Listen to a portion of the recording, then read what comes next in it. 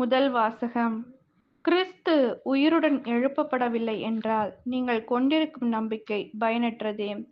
திருத்துதர் பவுல் கொரிந்தியருக்கு எழுதிய முதல் திருமுகத்திலிருந்து வாசகம். அதிகாரம் 15, இறைவசனங்கள் 12 முதல் 20.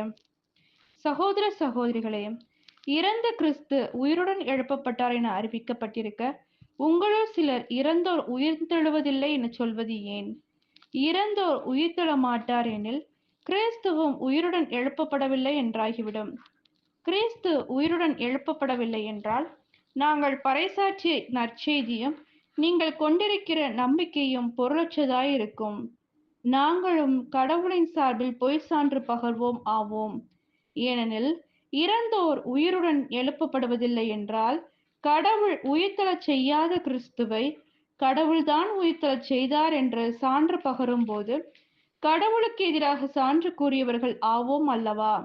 ஏனெனில் இறந்தோர் உயிருடன் எழுப்பப்படுவதில்லை என்றால் கிறிஸ்துவும் உயிருடன் எழுப்பப்படவில்லை என்றாகிவிடும். கிறிஸ்து உயிருடன் எழுப்பப்படவில்லை என்றால் நீங்கள் கொண்டிருக்கும் நம்பிக்கை பயனற்றதே. நீங்கள் இன்னமும் உங்கள் பாவங்களில் வாழ்பவர்கள் ஆவீர்கள். அப்படியானால் கிறிஸ்துவிடம் நம்பிக்கை கொண்டு இறந்தவர்களும் அழிவுக்குள்ளாவார்கள். கிறிஸ்துவிடம் நாம் கொண்டுள்ள எதிர்நோக்கு இவ்வுலக வாழ்வை மட்டும் சார்ந்திருந்தால் எல்லா மக்களையும் விட இறங்குதற்கு உரியவராய் இருப்போம். ஆனால் இப்போதோ கிறிஸ்து உயிருடன் எழுப்பப்பட்டார். அவரே முதலில் உயிருடன் எழுப்பப்பட்டார். இது அனைவரும் உயிருடன் எழுப்பப்படுவர் என்பதை உறுதிப்படுத்துகிறது. இது ஆண்டவரின் அருள்வாக்கு. இறைவா உமக்கு நன்றி. நற்செய்தி வாசகம். பல பெண்களும் அவரோடு இருந்தார்கள். இவர்கள் தங்கள் உடைமைகளைக் கொண்டு அவர்களுக்கு பணிவிடை செய்து வந்தார்கள். லூக்கா எழுதிய தூய நற்செய்தியிலிருந்து வாசகம்.